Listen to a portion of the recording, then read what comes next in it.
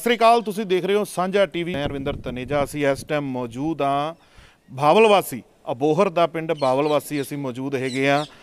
ਗੱਲ ਕਰਾਂਗੇ ਕਿਸਾਨ ਅੰਦੋਲਨ ਦੀ। ਕਿਸਾਨ ਅੰਦੋਲਨ ਦੇ ਨਾਲ जुड़ियाँ ਜਿਹੜੀਆਂ ਸਮੱਸਿਆਵਾਂ ਆਈਆਂ ਜਾਂ ਜਿਸ ਨਾਲ ਜੂਝਦੇ ਹੋਏ ਨੌਜਵਾਨਾਂ ਦੇ ਵੱਲੋਂ ਜਿਸ ਤਰ੍ਹਾਂ ਦੀਆਂ ਪਹਿਲ ਕੀਤੀ ਗਈ ਉਸ ਦੀ ਗੱਲ ਕਰਾਂਗੇ। ਇਸ ਤੋਂ ਪਹਿਲਾਂ ਅਸੀਂ ਤੁਹਾਨੂੰ ਥੋੜ੍ਹਾ ਜਿਹਾ ਦੱਸ ਦੇਣਾ ਚਾਹੁੰਦੇ ਹਾਂ ਕਿ ਸਿਆਸਤ ਪੰਜਾਬ ਦੀ ਜੋ ਸਿਆਸਤ ਹੈ ਉਸ ਦੇ ਵਿੱਚ ਇਸ ਟਾਈਮ ਅਬੋਹਰ ਅਤੇ ਮਲੋਟ ਜਿਹੜਾ ਉਹ ਚਰਚਾ ਦਾ ਵਿਸ਼ਾ ਬਣਿਆ ਹੋਇਆ ਹੈ।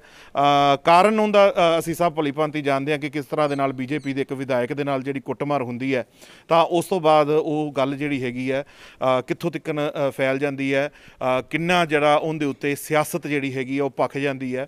ਦੂਸਰਾ ਮੁੱਦਾ ਇਸ ਪਿੰਡ ਦੇ ਨਾਲ ਜੁੜਿਆ ਹੋਇਆ, ਪਿੰਡ ਦੀਆਂ ਸਮੱਸਿਆਵਾਂ ਦੇ ਨਾਲ ਜੁੜਿਆ ਹੋਇਆ ਅਤੇ ਤੀਸਰਾ ਮੁੱਦਾ ਜਿਹੜਾ ਹੈਗਾ ਇਹ ਪਿੰਡ ਪੰਜਾਬ ਦੇ ਹੋਰਨਾਂ ਪਿੰਡਾਂ ਦੇ ਲਈ ਇੱਕ ਜਿਹੜਾ ਕਿ ਇਹ ਮਿਸਾਲ ਬਣਨ ਜਾ ਰਿਹਾ ਹੈ ਔਰ ਪਿੰਡ ਦੇ ਨੌਜਵਾਨਾਂ ਦੇ ਵੱਲੋਂ ਜੋ ਕਦਮ ਚੁੱਕਿਆ ਗਿਆ ਉਸ ਦੀ ਜਿਹੜੀ ਹੈਗੀ ਆ ਚਰਚਾ ਚਾਰੇ ਪਾਸੇ ਹੋ ਰਹੀ ਹੈ। ਪਹਿਲਾਂ ਅਸੀਂ ਉਸ ਦੇ ਉੱਤੇ ਹੀ ਗੱਲਬਾਤ ਕਰਾਂਗੇ, ਪਿੰਡ ਦੇ ਨੌਜਵਾਨਾਂ ਦੇ ਨਾਲ ਜਾਣਨ ਦੀ ਕੋਸ਼ਿਸ਼ ਕਰਦੇ। ਪਹਿਲਾਂ ਇੱਕ ਝਾਤ ਮਾਰੋ ਤੁਸੀਂ, ਇਹ ਪਿੰਡ ਦੇ ਬਜ਼ੁਰਗ ਨੇ, ਪਿੰਡ ਸਾਰਾ ਜਿਹੜਾ ਹੈਗਾ ਇੱਥੇ ਇਕੱਠਾ ਹੋਇਆ ਔਰ ਥੋੜ੍ਹਾ ਜਿਹਾ ਤੁਹਾਨੂੰ ਮੈਂ ਦੱਸ ਦੇਣਾ ਚਾਹੁੰਦਾ ਕਿ ਇਸ ਪਿੰਡ ਦੇ ਵਿੱਚ ਜਿਹੜਾ ਹੈਗਾ 21 ਮੈਂਬਰੀ ਇੱਕ ਕਮੇਟੀ ਦਾ ਗਠਨ ਕੀਤਾ ਗਿਆ। 26 ਜਨਵਰੀ ਨੂੰ ਦਿੱਲੀ ਦੇ ਵਿੱਚ ਹੋਈ ਹਿੰਸਾ ਤੋਂ ਬਾਅਦ ਉੱਥੇ ਮੌਜੂਦ ਨੌਜਵਾਨਾਂ ਨੇ ਇਹ ਗੱਲ ਮਹਿਸੂਸ ਕੀਤੀ ਕਿ ਪੰਜਾਬ ਦੇ ਵਿੱਚ ਜਿਹੜਾ ਹੈਗਾ ਨਿਰਾਸ਼ਾ ਦਾ ਜਿਹੜਾ ਮਾਹੌਲ ਬਣ ਰਿਹਾ ਕਿਸਾਨ ਅੰਦੋਲਨ ਨੂੰ ਲੈ ਕੇ, ਤਾਂ ਉਸ ਨੂੰ ਦੂਰ ਕਰਨ ਦੇ ਲਈ ਇੱਕ ਨੌਜਵਾਨਾਂ ਦੇ ਵੱਲੋਂ ਸੋਚੀ ਗਈ। ਉਹ ਸੋਚ ਕੀ ਸੀਗੀ ਔਰ ਅੱਜ ਉਸ ਸੋਚ ਨੂੰ ਕਿਸ ਤਰ੍ਹਾਂ ਬੂਰ ਪਿਆ ਇਹ ਜਾਣਨ ਦੀ ਕੋਸ਼ਿਸ਼ ਕਰਦੇ ਹਾਂ। ਸਾਡੇ ਨਾਲ ਪਿੰਡ ਦੇ ਹੀ ਨੌਜਵਾਨ ਮੌਜੂਦ ਨੇ। ਜੀ ਸਰ, ਕੀ ਨਾਂ ਜੀ ਤੁਹਾਡਾ? ਮੇਰਾ ਨਾਮ ਰਾਮਜੀਤ ਸਿੰਘ ਹੈ ਜੀ। ਰਾਮਜੀਤ ਜੀ, ਥੋੜ੍ਹਾ ਜਿਹਾ ਦੱਸੋ ਕਿਸ ਤਰ੍ਹਾਂ ਦੀ ਪਹਿਲ ਕੀਤੀ ਗਈ ਤੁਹਾਡੇ?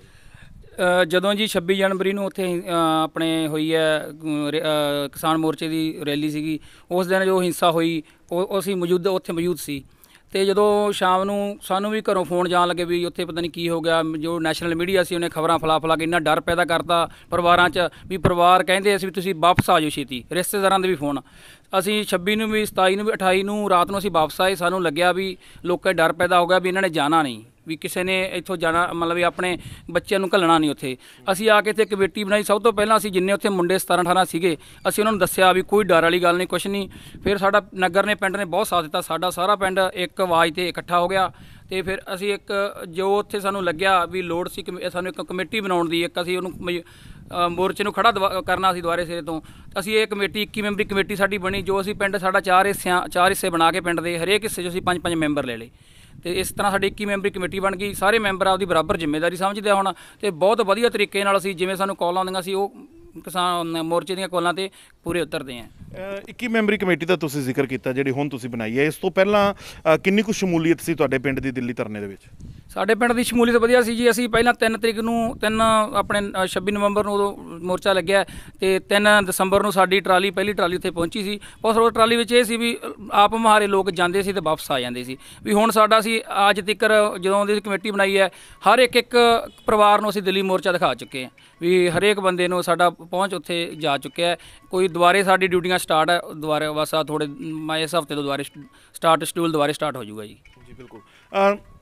ਥੋੜ੍ਹਾ ਜਿਹਾ ਟੈਕਨੀਕਲੀ ਵੀ ਅਸੀਂ ਤੁਹਾਡੇ ਕੋਲ ਜਾਣਨਾ ਚਾਹਾਂਗੇ ਕਿ ਕਿਸ ਤਰ੍ਹਾਂ ਦੇ ਨਾਲ ਤੁਹਾਡੀ ਜਿਹੜੀ ਕਮੇਟੀ ਹੈ ਕੰਮ ਕਰਦੀ ਹੈ, ਕਿਉਂਕਿ ਚਰਚਾਵਾਂ ਬਹੁਤ ਇਸ ਕਮੇਟੀ ਦੀਆਂ ਹੋ ਰਹੀਆਂ।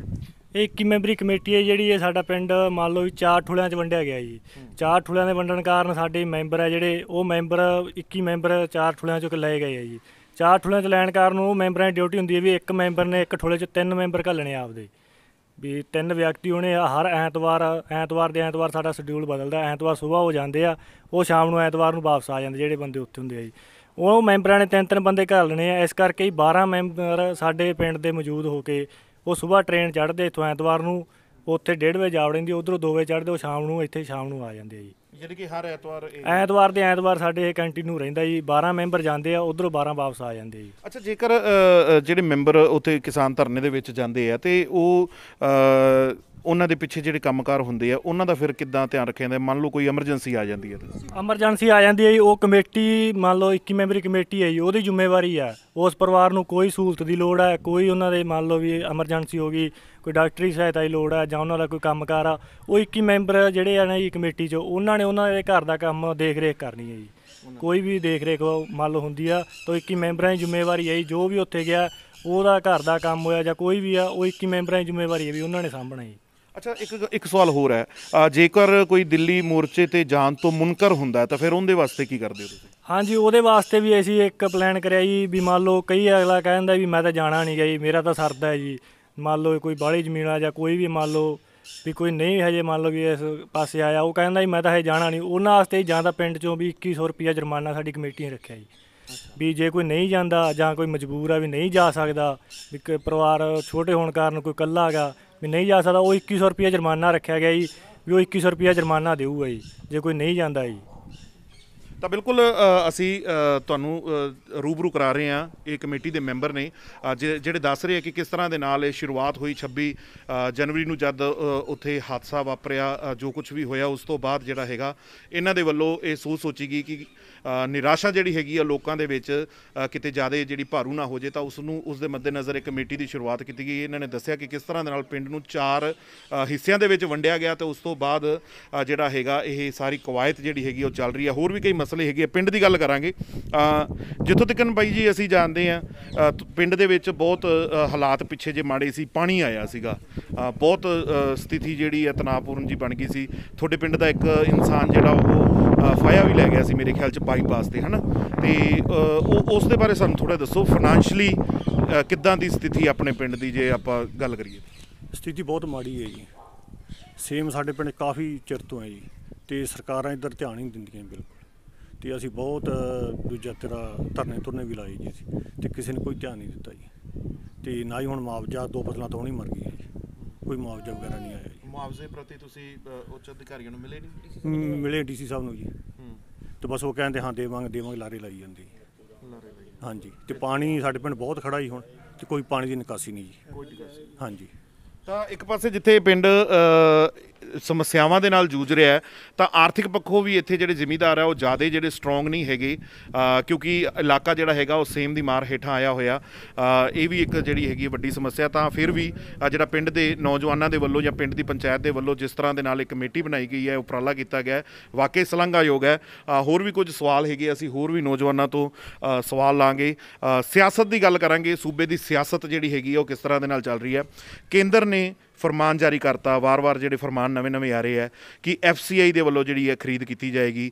ਹੁਣ ਜਿਹੜਾ ਤਾਜ਼ਾ ਫਰਮਾਨ ਆਇਆ ਉਹਦੇ 'ਚ ਇਹ ਆਇਆ ਕਿ FCI ਗਵਰਨਮੈਂਟ ਜਿਹੜੀ ਹੈ ਸਾਰੀ ਕਰੇਗੀ, ਔਰ ਜਿਹੜਾ ਪੈਸਾ ਹੈਗਾ ਉਹ ਕਿਸਾਨਾਂ ਦੇ ਖਾਤੇ ਸਿੱਧਾ ਦਿੱਤਾ ਜਾਏਗਾ। ਹਾਲਾਂਕਿ ਪੰਜਾਬ ਸਰਕਾਰ ਇਸ 'ਤੇ ਆਪਦੀ ਨਾਰਾਜ਼ਗੀ ਵੀ ਜ਼ਾਹਰ ਕਰ ਰਹੀ ਹੈ, ਪਰ ਤੁਸੀਂ ਇਸ ਮੁੱਦੇ ਨੂੰ ਕਿੱਦਾਂ ਦੇਖਦੇ ਹੋ? ਇਹ ਐਂ ਆ ਜੀ, ਜਿਵੇਂ ਹੁਣ ਕੋਈ ਸਾਰੇ ਕਿਸਾਨ ਤਾਂ ਹੈ ਨਹੀਂ ਵੀ ਸਾਰੇ ਪੜ੍ਹੇ ਲਿਖੇ ਹੈ, ਔਰ ਇਹ ਗੱਲ ਇਹ ਆ ਵੀ ਕਿਸੇ ਦਾ ਬੈਂਕ ਦੇ ਵਿੱਚ ਖਾਤਾ ਹੈ ਨਹੀਂ ਹੈ, ਵੀ ਤਿਆਰੀ ਹੈ ਨਹੀਂ ਹਜੇ ਤੱਕ, ਔਰ ਤਿਆਰੀ ਹੈ ਨਹੀਂ, ਔਰ ਇਹ ਇੱਕ ਨਾਦਰਸ਼ਾਹੀ ਫਰਮਾਨ ਹੈ ਵੀ ਛੇਤੀ ਲਾਗੂ ਕਰ ਦਿਓ ਵੀ ਕਿਸਾਨਾਂ ਦੇ ਖਾਤੇ ਦੇ ਵਿੱਚ ਪੈਸੇ ਆਉਣਗੇ।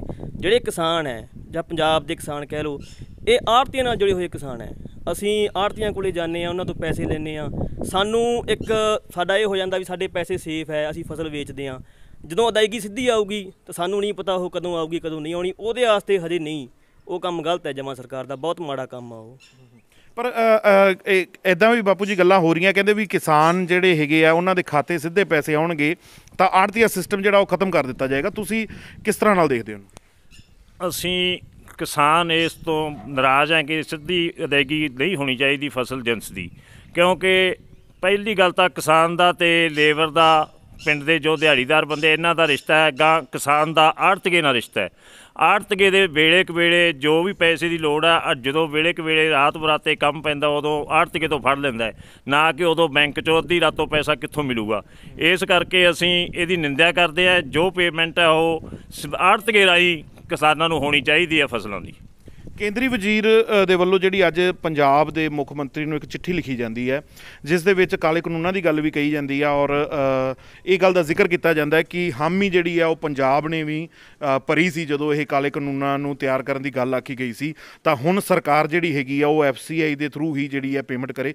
ਤੁਸੀਂ ਕਿਸ ਤਰ੍ਹਾਂ ਨਾਲ ਦੇਖਦੇ ਹੋ? ਕਿਉਂਕਿ ਸਮੇਂ-ਸਮੇਂ 'ਤੇ ਸੂਬਾ ਸਰਕਾਰ 'ਤੇ ਆਰੋਪ ਲੱਗਦੇ ਰਹੇ ਕਿ ਇਹਨਾਂ ਨੇ ਹਾਮੀ ਭਰੀ ਸੀਗੀ ਇਹਨਾਂ ਖੇਤੀ ਕਾਨੂੰਨਾਂ ਨੂੰ ਲੈ ਕੇ। ਇਹ ਸਰਕਾਰਾਂ ਦੀਆਂ ਪਾਲਿਸੀਆਂ ਹੁੰਦੀਆਂ ਜੀ, ਇਹ ਤਾਂ ਚੱਲਦੀਆਂ ਸੈਂਟਰ ਦੇ ਨਾਲ ਹੀ ਚੱਲਦੀਆਂ, ਭਾਵੇਂ ਅਕਾਲੀ ਦਲ ਹੈ ਭਾਵੇਂ ਕਾਂਗਰਸ ਹੈ, ਕੋਈ ਵੀ ਹੈ ਸਟੇਟ ਦੀ ਸਰਕਾਰ। ਬਟ ਇਹ ਕਿਸਾਨਾਂ ਨੂੰ ਭੰਬਲ ਭੂਸੇ 'ਚ ਪਾ ਦਿੰਦੇ ਆ, ਪਹਿਲਾਂ ਕੁਛ ਕਰਦੇ ਆ ਬਾਅਦ 'ਚ ਕੁਛ ਕਰਦੇ ਆ, ਕਿਉਂਕਿ ਜੇ ਇਹਨਾਂ ਨੇ ਪਹਿਲਾਂ ਹਾਮੀ ਭਰਦੇ ਹੀ ਨਾ ਤਾਂ ਇਹ ਗੱਲ ਹੁੰਦੀ ਨਾ। ਜੇ ਇਹਨਾਂ ਨੇ ਹਾਮੀ ਭਰੀ ਤਾਂ ਅੱਗੋਂ ਸੈਂਟਰ ਨੇ ਇਹ ਗੱਲ FCI ਦੇ ਖਾਤਿਆਂ ਦੀ ਕੀਤੀ, ਅਤੇ ਜੇ ਨਾ ਕਰਦੇ ਤਾਂ ਇਹ ਹੁੰਦਾ ਹੀ ਨਹੀਂ ਸੀਗਾ। ਠੀਕ ਹੈ, ਇਸੇ ਕਰਕੇ ਅਸੀਂ ਵਿਰੋਧ ਕਰਦੇ ਹਾਂ ਇਸ ਚੀਜ਼ ਦਾ ਕਿ ਸਾਡੀ ਪੇਮੈਂਟ ਆੜਤੀਏ ਰਾਹੀਂ ਸਾਡੇ ਆਉਣੀ ਚਾਹੀਦੀ ਹੈ, ਨਾ ਕਿ ਸਿੱਧੀ ਅਦਾਇਗੀ ਖਾਤਿਆਂ 'ਚ ਹੋਵੇ।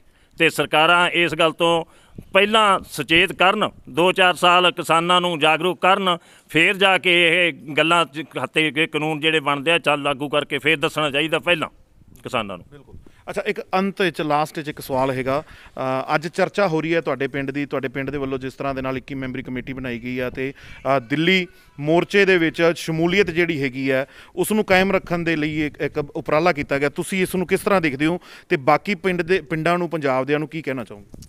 ਅਸੀਂ ਜੋ ਵੀ ਸਾਡੇ ਪਿੰਡ ਦੇ ਨੌਜਵਾਨ ਕਿਸਾਨਾਂ ਨੇ ਕਮੇਟੀ ਬਣਾਈ ਹੈ, ਅਸੀਂ ਇਹਦਾ ਬਹੁਤ ਬਹੁਤ ਧੰਨਵਾਦ ਕਰਦੇ ਹਾਂ ਕਿ ਇਹਨਾਂ ਦੇ ਸਾਡਾ ਪਿੰਡ ਵੀ ਇੱਕ ਜਾਗਰੂਕ ਹੋ ਕੇ ਕਿਸਾਨ ਮੋਰਚੇ ਦੇ ਵਿੱਚ ਹਿੱਸਾ ਪਾ ਰਿਹਾ ਹੈ। ਕਿਉਂਕਿ ਕੁਛ ਬੰਦੇ ਸੀ ਸਾਡੇ ਜਿਹੜੇ 26 ਨੂੰ ਗਏ ਸੀ, ਉੱਥੇ ਉਹਨਾਂ ਨੇ ਹਾਲਾਤ ਦੇਖ ਕੇ ਆ ਕੇ ਪਿੰਡ ਦੇ ਵਿੱਚ ਗੱਲ ਕੀਤੀ। ਗੱਲ ਕਰਨ ਤੋਂ ਬਾਅਦ ਇਹਨਾਂ ਨੌਜਵਾਨ ਵੀਰਾਂ ਨੇ ਆਪਣੀ ਇੱਕ ਕਮੇਟੀ ਬਣਾਈ ਪਿੰਡ ਦੇ ਰਾਹੀਂ।